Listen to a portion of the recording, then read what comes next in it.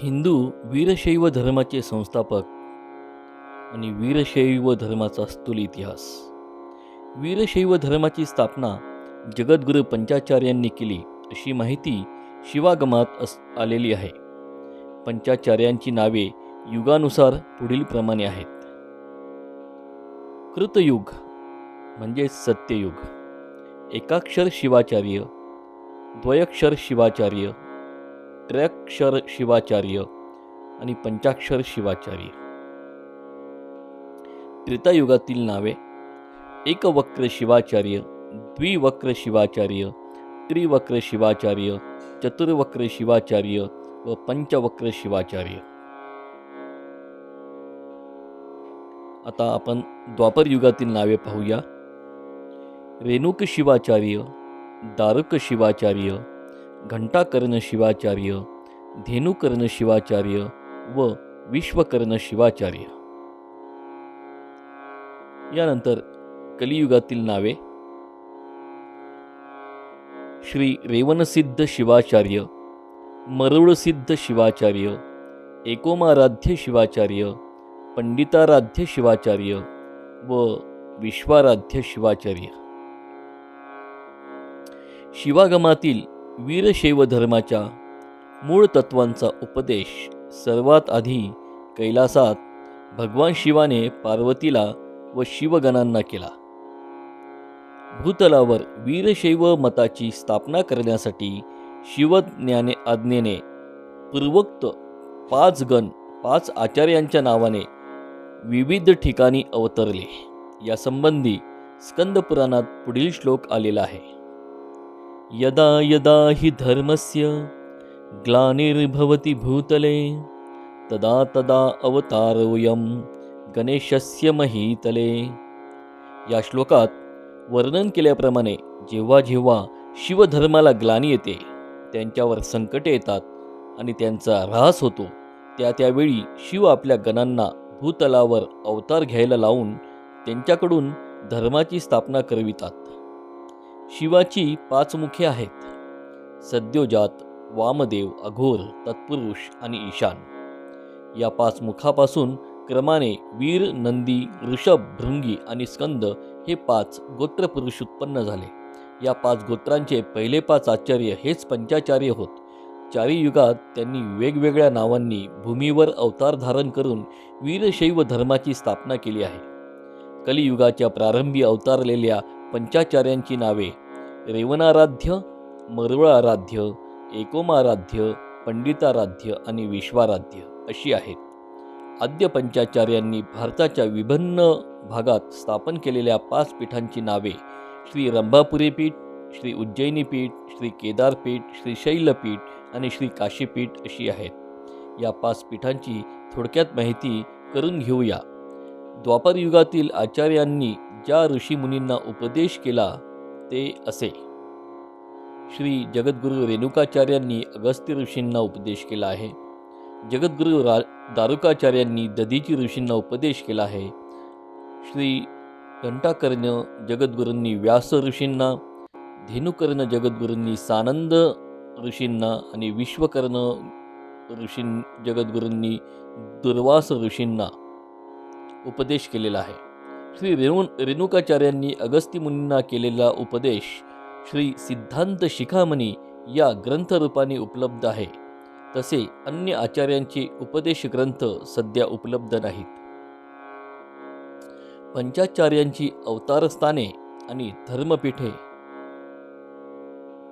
वर सांगितलेल्या 5 आचार्यांनी सुप्रसिद्ध 5 शिवलिंगापासून अवतार घेऊन 5 पीठांची स्थापना केली. याची माहिती सायंभुव नावाच्या आगमात दिली आहे. ही 5 पीठे अत्यंत प्राचीन असल्याचे पुरावे आहेत. अनादी कालापासून या पीठांच्या परंपरेत अनेक तपस्वी व विद्वान आचार्य होऊन गेले असून आजपर्यंत ती परंपरा टिकून आहे. या 5 पीठांची माहिती, त्या पीठांचे आद्य संस्थापक यांची अवतारस्थाने, त्यांच्या लीला आणि अवतार कार्य यांची परंपरा आणि आज त्या पीठावर विराजमान असलेले जगद्गुरू यांच्या सर्व तपशील वीरशैव पंचपीठ परंपरा या ग्रंथात मिळेल. हा ग्रंथ शैव भारती शोध प्रतिष्ठान जंगमवाडी मठ वाराणसी उत्तर प्रदेश येथून प्रकाशित झाला आहे. त्या पंचपीठांची संक्षिप्त माहिती येथे देण्यात येत आहे. श्री जगद्गुरु रेवणाराध्य म्हणजेच रंभापुरी पीठ.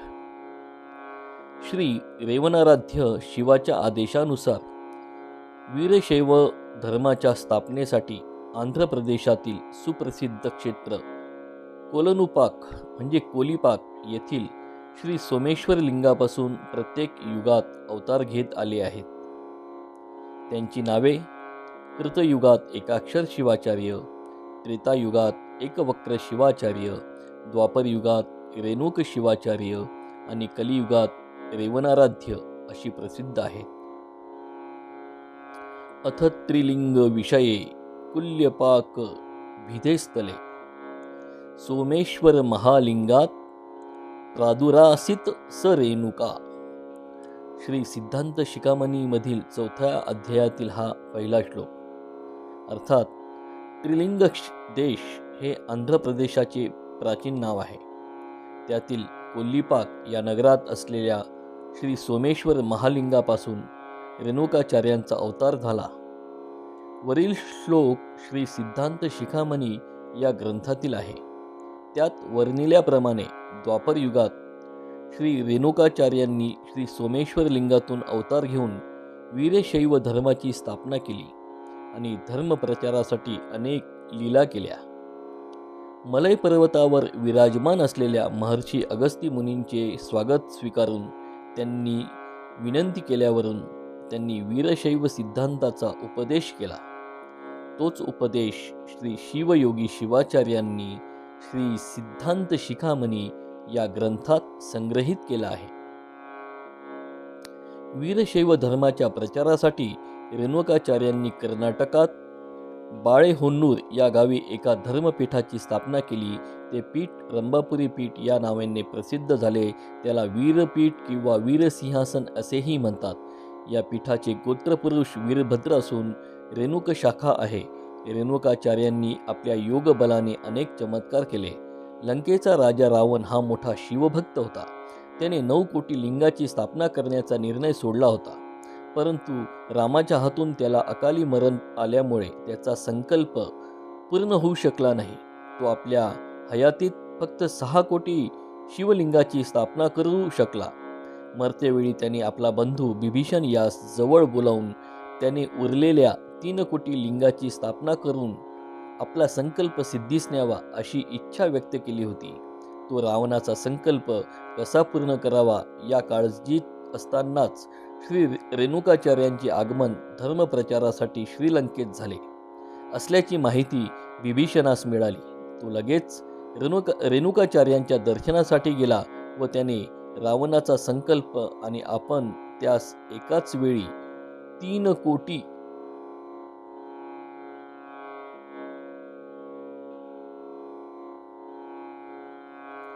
लिंगांची स्थापना करण्याचे वचन दिले असल्याची माहिती रेणुकाचार्यांना सांगितली. या अवघड कार्याची पूर्तता केवळ रेणुकाचार्यांच्याच कृपेने म्हणून त्यांनी अवतार आपणावर अनुग्रह करून कार्य सिद्धीस न्यावे अशी प्रार्थना केली. रेणुकाचार्यांनी प्रसन्न होऊन एकाच वेळी 3 कोटी आचार्यांची रूपे घेऊन श्रीलंकेत 3 कोटी लिंगांची स्थापना केली व पुन्हा कोल्लीपाकी क्षेत्रात येऊन त्याच सोमेश्वर लिंगात शिवाच्या आज्ञेप्रमाणे विलीन झाले. पुढे कलियुगाच्या आरंभी रेवणसिद्ध या नावाने येथेच अवतार घेऊन त्यांनी अनेक लीला केल्या. अवंतिक नगरीच्या राजा विक्रमाला विजय खड्ग दिले. कांचीच्या विजयेंद्र चोल नावाच्या राजावर अनुग्रह केला. कोल्हापूर येथे गोरक्षनाथाचे गर्वहरण केले.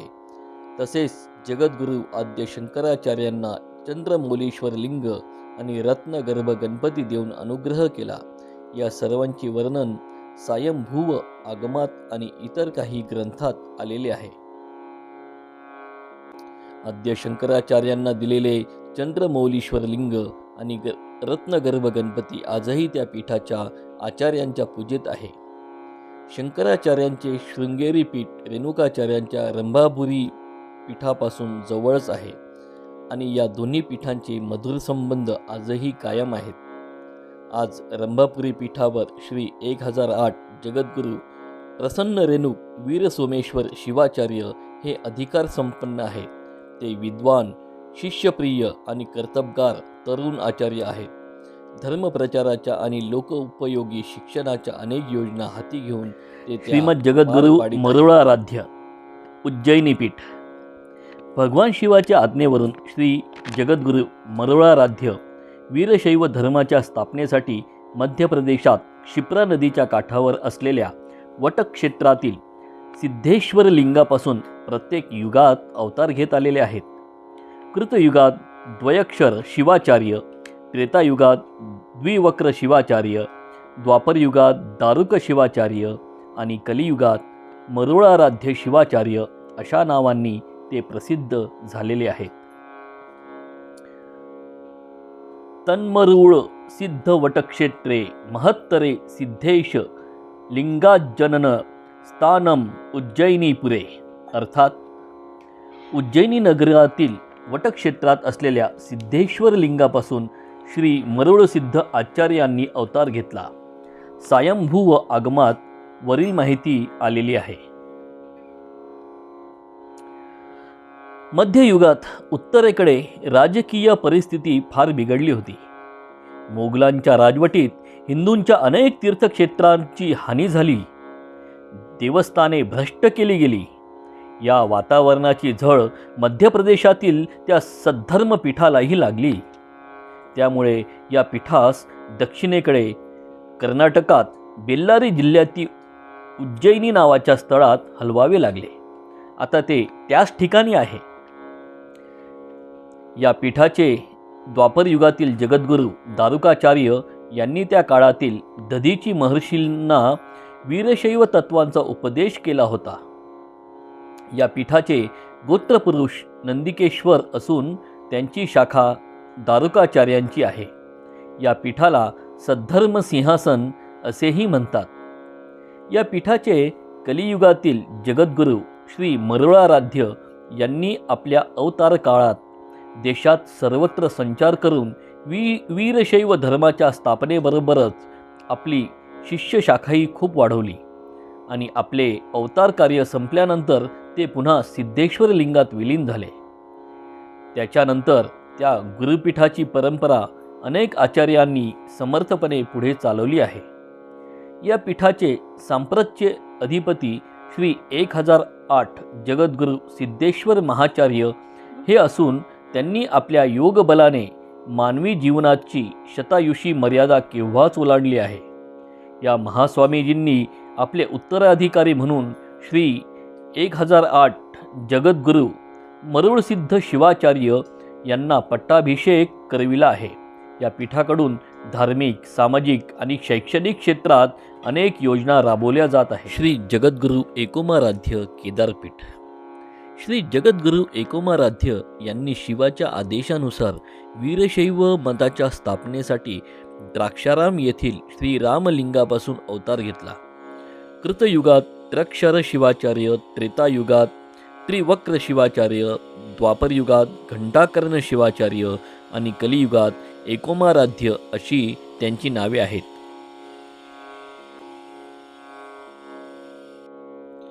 द्राक्षारामे रामनाथलिंग दिगोचतुष्टये एकोमारामस्य जननमावसस्तु हिमालये.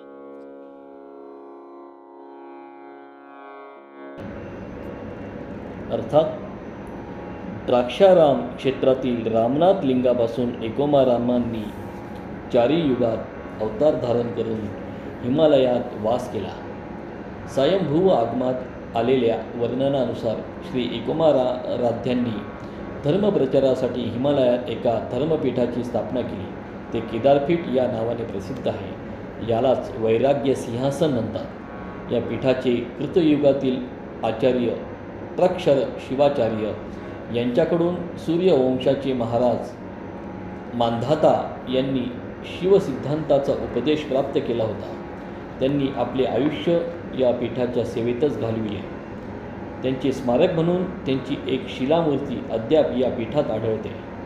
या पीठाचे द्वापर युगातील जगद्गुरू घंटाकर्ण शिवाचार्य यांनी सर्व शिवक्षेत्रात संचार करून शिवतत्वाचा प्रचार केला. शिवाशिवाय दुसऱ्या कोणत्याही देवाचे नाव कानावर येऊ नये म्हणून त्यांनी आपल्या कानात कुंडलांच्या ऐवजी लहान घंट्या धारण केल्या होत्या. त्यामुळे त्यांचे नाव घंटाकर्ण म्हणून प्रसिद्ध झाले. ते काशी क्षेत्रात गंगेच्या काठी बरीच वर्षे राहिले. त्याच काळात त्यांनी व्यास महर्षींना शिवतत्वाचा उपदेश केला. त्यांच्या तेथील निवासस्थानाला व्यासकाशी असे नाव पडले. तेथे त्यांच्या नावाचे व्यासेश्वर शिवमंदिर असून त्यात हातावर शिवलिंग ठेवून पूजेत मग्न असलेली मूर्ती आहे. ती व्यासांच्या गुरूंची मूर्ती असल्याचे तेथील लोक सांगतात. ती मूर्ती घंटाकर्ण शिवाचार्यांचीच आहे. त्या मंदिराजवळ एक तलाव होता. त्याला घंटाकर्ण तलाव असे म्हणत असत. हल्ली तो तलाव तेथे नाही. कलियुगाच्या आरंभी या पीठाचे जगद्गुरू एकोमाराध्य हे होते. पुराण काळातील बाणासुराची कन्या उषा तेथे राहून शास्त्रांचा अभ्यास करीत होती. गुरूंच्या कृपेने ती मोठी विदुषी झाली. उषा आणि तिचा पती अनिरुद्ध यांची प्रेम कहाणी प्रसिद्ध आहे. त्यांनी गुरुसेवा म्हणून त्यांच्या निवासासाठी भव्य मठ बांधून दिला. तो उषामठ म्हणून प्रसिद्ध आहे. या मठाचे नाव हल्ली उखीमठ असे रूढ झाले आहे. श्री एकोमाराध्यांच्या तपस्सामर्थ्यामुळे अनेक राजे महाराजे त्यांचे शिष्य झाले. त्यांनी श्री जगद्गुरूंना भूमिदान देऊन पुण्य संपादन केले. महाभारतकालीन राजा जनमेजय यांनी भूमिदान दिल्याचा उल्लेख असलेला ताम्रपट अद्याप उखीमठात आहे. राजा जनमेजय यांच्या कारकिर्दीत श्री आनंदलिंग जंगम हे त्या पीठाचे जगद्गुरू होते. त्यांना जनमेजय महाराजांनी हे दान मार्गशीर्ष अमावस्येस सोमवारी युधिष्ठिर राजाच्या राज्यारोहणास 89 वर्ष झाल्यानंतर प्लवंग नाम संवत्सरात दिले. त्या आधारावरून श्री केदारेश्वराचे मंदिर आणि उखीमठ 5000 वर्षाहून अधिक प्राचीन आहे असे दिसून येते. टिहरीचे नरेश या पीठाचे शिष्य आहेत. या पीठाच्या जगद्गुरूंना रावल ही उपाधी लावली जाते. टिहरी नरेशाकडून नव्या जगद्गुरूंसाठी तिलकोत्सव समारंभ आयोजित केला जातो. त्या प्रसंगी जगद्गुरूंना रावल ही उपाधी प्रदान केली जाते. या केदारपीठाची गुरुपरंपरा अनादिकालापासून अखंडितपणे चालत आली आहे. गढवालाच्या इतिहासात या पीठावरील 324 जगद्गुरूंची यादी प्रसिद्ध झाली आहे. 324वे रावल श्री 1008 जगद्गुरू नीलकंठ शिवाचार्य उखीमठ आणि गुप्तकाशी या दोहोंच्या मध्यावर उत्तराखंड विद्यापीठ नावाची शिक्षण संस्था स्थापन केली असून तेथे संस्कृत, हिंदी, आयुर्वेद इत्यादी विषयांचे शिक्षण दिले जाते.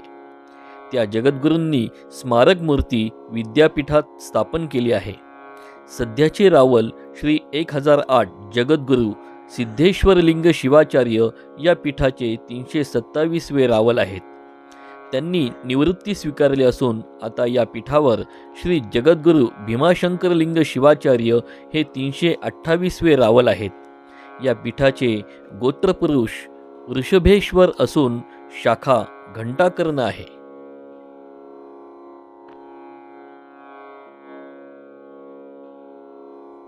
श्रीमद जगद्गुरू पंडिताराध्य श्री शैलपीठ. श्री जगद्गुरू पंडिताराध्य यांनी शिवाच्या आज्ञेने वीरशैव धर्माच्या स्थापनेसाठी आंध्र प्रदेशातील श्री शैल क्षेत्रात मल्लिकार्जुन ज्योतिर्लिंगापासून 4 युगात वेगवेगळ्या नावांनी अवतार धारण केला आहे. कृतयुगात चतुक्षर शिवाचार्य, त्रेतायुगात चतुर्वक्र शिवाचार्य, द्वापर युगात धेनुकर्ण शिवाचार्य आणि कलियुगात पंडिताराध्य शिवाचार्य अशी त्यांची नावे आहेत. सुधा कुंडाख्य सुक्षेत्रे मल्लिकार्जुनलिंगतः जननं पंडितार्यस्य निवासा श्री गिरौ शिवे. स्वयंभुव आगमातील या वचनानुसार श्री पंडिताराध्यांनी वीरशैव धर्माच्या प्रचारासाठी श्री शैल्य येथेच एका धर्मपीठाची स्थापना केली. त्याला श्री शैलपीठ अथवा सूर्यसिंहासन अशीही नावे आहेत.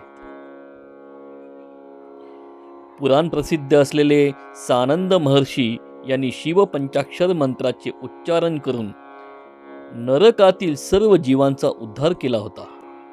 त्यांनी या पीठाचे द्वापार युगातील आचार्य श्री धेनुकर्ण शिवाचार्य यांच्याकडून शिवतत्वाचा उपदेश घेऊन आपल्या जीवनाचे सार्थक केले होते.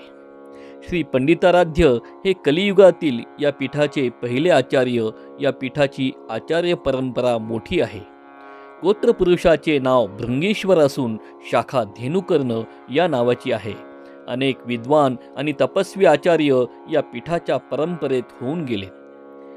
त्यांनी लोकांच्या उद्धारासाठी पुष्कळ कामे केलेली आहेत. सांप्रत या पीठावर श्री 1008 जगद्गुरू उमापती पंडिताराध्य शिवाचार्य हे विराजमान असून ते लोकशिक्षण, धर्मप्रचार, समाज जागृती आणि साहित्याचे प्रकाशन अशी महत्त्वाची कामे पार पाडत आहेत. आणि लोकप्रिय असं श्री जगद्गुरू विश्वाराध्य काशीपीठ.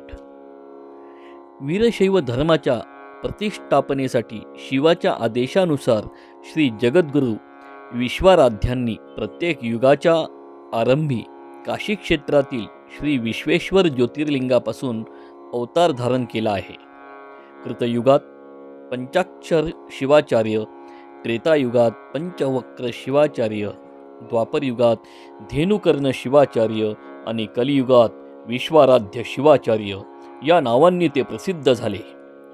काश्याम विश्वेश्वरे लिंगे विश्वाराध्यस्य संभवा स्नानम श्री काशिका क्षेत्रे शृणु पार्वती सादरम. अर्थात स्वयंभुव आगमाच्या वरील वचनानुसार वीरशैव धर्माच्या प्रचारासाठी श्री जगद्गुरू विश्वाराध्यांनी काशीत एका धर्मपीठाची स्थापना केली. ते काशीपीठ, ज्ञानपीठ अथवा ज्ञानसिंहासन या नावाने ओळखले जाते. हल्ली जंगमवाडी मठ या नावाने ते प्रसिद्ध आहे. मठाच्या परिसराला जंगमवाडी असे नाव आहे. पुराणात आनंद कानन या नावाने प्रसिद्ध असलेल्या क्षेत्रात हा मठ विराजमान आहे. काशीखंड पुराणात या क्षेत्राचा महिमा वर्णिला आहे. अनेक प्राचीन ऋषीमुनींनी आपल्या नावाने येथे लिंगाची स्थापना केली आहे. हल्लीही अनेक भक्त आपल्या पूर्वजांच्या नावाने येथे लिंगाची स्थापना करतात. त्यामुळे जंगमवाडी मठातील सर्व परिसर लिंगमय झालेला दिसून येतो. सुप्रसिद्ध दुर्वास महर्षींना या पीठाचे द्वापर युगातील जगद्गुरू विश्वकर्ण शिवाचार्यांनी शिवाद्वैत सिद्धांताचा उपदेश केला होता. या पीठाचे गोत्रपुरुष स्कंद असून शाखा विश्वकर्ण आहे. काशीचा जंगमवाडी मठ फार प्राचीन आहे. त्याचे ऐतिहासिक पुरावे मठात आहेत. या पीठाचे एक जगद्गुरू श्री मल्लिकार्जुन जंगम यांच्या काळात त्यावेळेचे काशी नरेश श्री जयनंददेव यांनी विक्रम संवत 631 या वर्षी भूमिदान केले होते. 1400 वर्षापूर्वीचे प्राचीन दानपत्र आजही जंगमवाडी मठात सुरक्षित आहे. मठाला दान म्हणून मिळालेल्या जंगमपूर या गावाचा भूमीवरच पंडित मदन मोहन मालवीय यांनी काशी हिंदू विश्वविद्यालयाची स्थापना केली आहे. याशिवाय मोगल बादशाहच्या काळात हुमायूं, अकबर, जहांगीर, शहानजहा, औरंगजेब इत्यादी बादशहांनी या मठास वेळोवेळी दिलेली दानपत्रे आजही मठात जपून ठेवलेली आहेत. केवळ काशीतच नव्हे तर नेपाळातील भक्तपूर गावात, मिर्झापूर जिल्ह्यातील चुनार गावी प्रयाग आणि गया क्षेत्रात या पीठाचे शाखामठ आणि त्यांना मिळालेल्या इनामी जमिनी आहेत. काहींवर या पीठाची आजही मालकी आहे. काही जमिनी कुळाच्या ताब्यात गेलेल्या आहेत. या पीठावरील जगद्गुरूंची परंपरा फार मोठी आहे. सांप्रतचे पीठाधीश श्री 1008 जगद्गुरू डॉक्टर चंद्रशेखर शिवाचार्य महास्वामीजी हे या परंपरेतील 86वे पीठाधिकारी आहेत. तत्वज्ञान शाखेच्या उच्च पदव्या PhD, विद्यावारिधी आणि D.Litt म्हणजे विद्या वाचस्पती या त्यांनी संपादन केले आहेत. सुवर्ण पदके आणि मानसन्मान विद्यार्थी दशेपासून लाभले आहेत. त्यांनी आपल्या विद्वत्तेची छाप गुरुजनांवर बसवली होती. त्यांच्या प्रयत्नाने डॉक्टर संपूर्णानंद संस्कृत विश्वविद्यालयात वीरशैव सिद्धांताचा अभ्यासक्रम सुरू झाला. काही काळ त्या विभागात प्राध्यापक म्हणून सुद्धा त्यांनी काम केले होते. पीठाधिकारी प्राप्त झाल्यावरही त्यांनी अनेक तऱ्हेने धर्मप्रचार चालविला आहे. भारतभर त्यांचा संचार चालू असतो. श्री सिद्धांत शिखामणी या ग्रंथावर त्यांचे प्रभुत्व असून त्यावरील त्यांची आशीर्वचने फारच लोकप्रिय झाली आहेत. ती जन्म हा अखेरचा या नावाने प्रकाशित झाली आहेत. वीरशैवच नव्हे तर समाजातील अन्य संप्रदायाची लोकही त्यांच्या विद्वत्तेने आणि रसाळ शैलीने मंत्रमुग्ध होतात. काशीपीठाच्या व्यवस्थेत त्यांनी खूप सुधारणा घडवून आणल्या आहेत. जंगमबटूंच्या उच्च शिक्षणाची व वसतिगृहाची सोय, मोठे ग्रंथालय, यात्रेकरूंची सोय तर आहेच, परंतु जगद्गुरू विश्वराध्य जनकल्याण प्रतिष्ठान, शैव भारती शोध प्रतिष्ठान अशा लोकहिताच्या आणि साहित्य प्रकाशन करणाऱ्या संस्थाही सुरू केल्या आहेत. शिवागमासारख्या दुर्मिळ ग्रंथाचे प्रकाशन होत आहे. विभूती वैभव नावाचे त्रैमासिक चालू असून त्यात अनेक धार्मिक, तात्विक आणि सामाजिक विषयावरील महत्त्वपूर्ण लेख प्रकाशित होत असतात. अनेक नव्या योजना विचाराधीन आहेत. काशीच्या सर्व पंडितांनी त्यांच्या कर्तृत्वाची आदरपूर्वक दखल घेतली आहे. जंगमवाडी मठात महाशिवरात्रीच्या उत्सवात जगद्गुरूंकडून काशी पंडितांचा सत्कार केला जातो. विद्वानांची व्याख्याने होतात. अशा प्रकारे काशी क्षेत्रात जंगमवाडी मठाचे एक आगळे वैशिष्ट्य आणि महत्त्व निर्माण झाले आहे. आत्तापर्यंत आपण वीरशैवांच्या 5 पीठांची संक्षिप्त माहिती करून घेतली. आदिकालापासून त्यांचे धर्मस्थापना, धर्मप्रचार आणि लोकशिक्षणाचे काम चालू आहे. म्हणून त्यांना जगद्गुरू म्हणजे जगाचे गुरु असे पद प्राप्त झाले आहे. तस्माच्च गिरिजे पंचानन समुद्भवा मदादी सर्व लोकानां जगद्गुरुरोत्तमा. अर्थात म्हणून हे पार्वती, माझ्या 5 मुखापासून उत्पन्न झालेले पंचाचार्य माझ्यासह लोकांचे श्रेष्ठ जगद्गुरू झाले आहेत. असे प्रत्यक्ष शिवच पार्वतीला पंचाचार्य स्वतःसह सर्व जगाचे श्रेष्ठ गुरु झाले असल्याचे सांगत आहेत. या 5 पीठांच्या गोत्र, सूत्र, शाखा, प्रवळ यांना अनुसरून त्यांच्या शिष्यांना पंचम असे म्हणतात. हिमालयातील केदारा पीठापासून कर्नाटकाच्या दक्षिण टोकाच्या रंभापुरी पीठापर्यंत वीरशैवांची हजारो शाखामठ आहेत. एकेकाळी तेथे सर्व ठिकाणी वीरशैवांची वस्ती होती, परंतु राजकीय सत्तेच्या काळात गोंधळाच्या परिस्थितीमुळे जेथे जीवन आणि धर्माला धोका नाही अशा ठिकाणी लोक जात असत. मध्ययुगात म्हणजे 10व्या ते 12व्या शतकापर्यंत धार्मिक स्थिती ही गोंधळाचीच होती. मुसलमानांची राजवट होती. जैन, चार्वाक आणि बौद्ध धर्मांनी नास्तिक विचार समाजात पसरविले होते. काही लोकात अनेक छोट्या मोठ्या देवांची पूजा रूढ होती. धर्माचे खरे ज्ञान कोणालाच नव्हते. यज्ञातील हिंसाचार वाढला होता. निष्पाप मुक्या प्राण्यांचे बळी दिले जात होते. समाजात अनेक जातीपातीमुळे भेदभाव होता. जो तो आपली जात वरची, इतरांची हलकी असे मानित असल्यामुळे वाद होत होते. हक्कासाठी, मोठेपणासाठी भांडणे होत. त्यामुळे सारा समाज विस्कळीत झाला होता. एकजूट नव्हती, त्यामुळे परक्या लोकांचा वरचढपणा होता. लोकांना बाटवून आपल्या धर्मात खेचण्याचे प्रयत्न परधर्मीयांकडून होत होते. खऱ्या शास्त्राऐवजी रूढी, अंधश्रद्धा, स्त्रिया व शूद्रांवरील अत्याचार आणि दांभिकपणा या गोष्टी वाढल्या होत्या. एकंदरीत समाजाची ही गोंधळाची परिस्थिती सुधारण्याची गरज होती. कोणी समाजसुधारक, धर्मसुधारक, महात्म्याची जणू समाज वाटच पाहत